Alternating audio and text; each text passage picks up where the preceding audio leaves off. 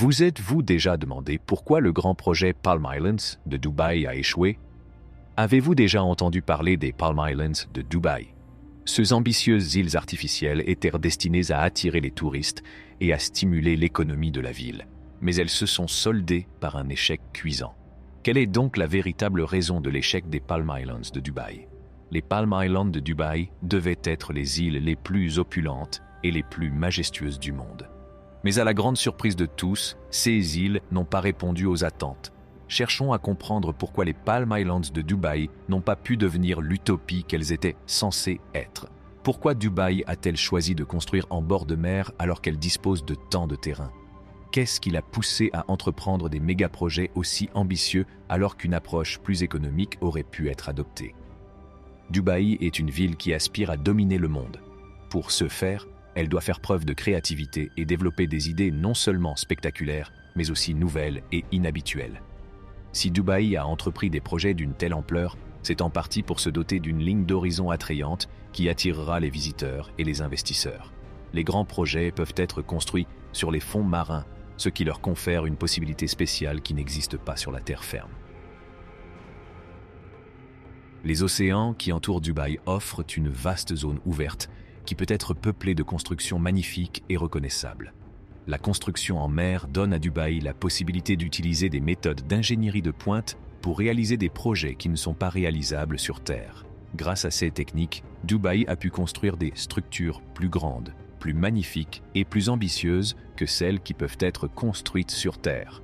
L'émirat de Dubaï, qui s'étend sur 1577 miles carrés, a entrepris certains des projets les plus grands et les plus spectaculaires de l'histoire récente. Dubaï s'est en effet taillé une place sur la carte du monde, de l'édification du plus haut gratte-ciel au développement de toutes nouvelles îles artificielles.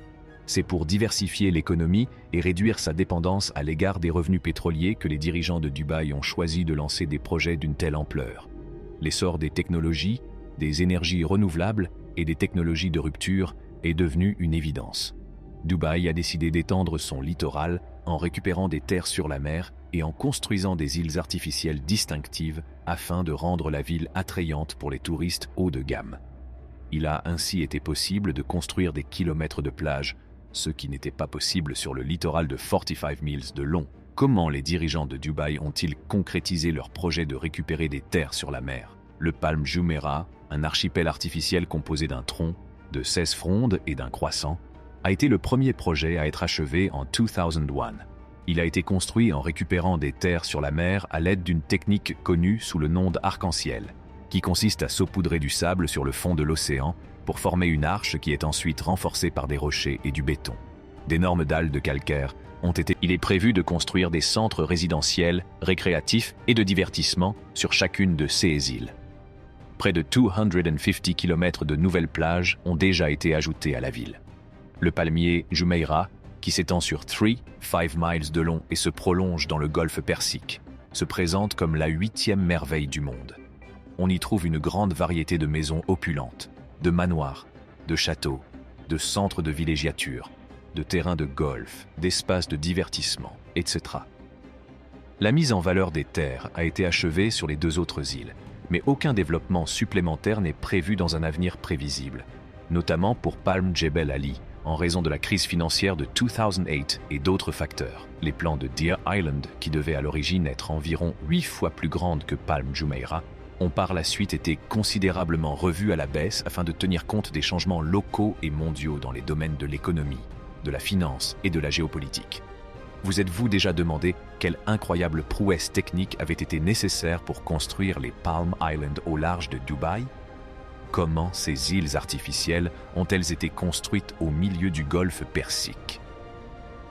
Au large de Dubaï, dans les Émirats arabes unis, se trouve un groupe de 3 îles artificielles connues sous le nom de Palm Islands, Palm Jumeirah, Palm Jebel Ali et Palm Deira, les plus grandes îles artificielles du monde, ont été construites au début des années 2000.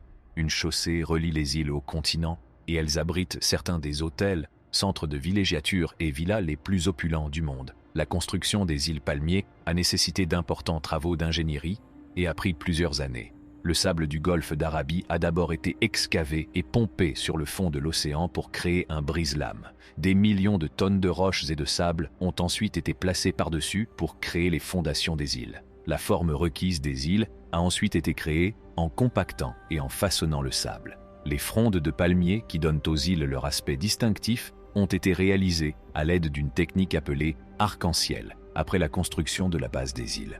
Les frondes ont été créées en pompant le sable du brise-lames sur les îles à l'aide d'un système de tuyaux. Pour s'assurer de la stabilité des îles, le processus d'arc-en-ciel a été suivi d'une procédure de compactage du sable. Une fois les îles entretenues, les travaux de construction et d'infrastructure ont commencé. Aujourd'hui, les îles abritent certains des hôtels, centres de villégiature et manoirs les plus opulents du monde. La création des Palm Islands est une magnifique réalisation technique qui a modifié de façon permanente la ligne d'horizon de Dubaï. Avec certains des hôtels et complexes hôteliers les plus opulents du monde, les îles sont aujourd'hui une destination touristique très prisée. Malheureusement, l'initiative des Palm Islands a été un échec. L'idée grandiose n'a jamais été réalisée et les îles sont encore incomplètes aujourd'hui, malgré l'enthousiasme initial suscité par le projet. Malgré leur échec, les Palm Islands restent l'un des projets d'ingénierie les plus ambitieux jamais entrepris, et leur idée de départ était intrigante. L'ampleur du projet lui-même est la principale cause de l'échec des îles Palmiers. En l'absence de ressources naturelles et de terre, la création d'un archipel à partir de rien est un projet très ambitieux. Cela demande énormément de temps et de travail. Et dans le CA des îles Palmiers, une série de variables ont rendu la tâche difficile. Le calendrier accéléré du projet a été l'un des principaux problèmes. Le projet devait être achevé rapidement afin de respecter le délai ambitieux fixé par le Cheikh Mohammed bin Rachid Al Maktoum, ce qui nécessitait de prendre des raccourcis et de faire des économies de bouts de chandelle.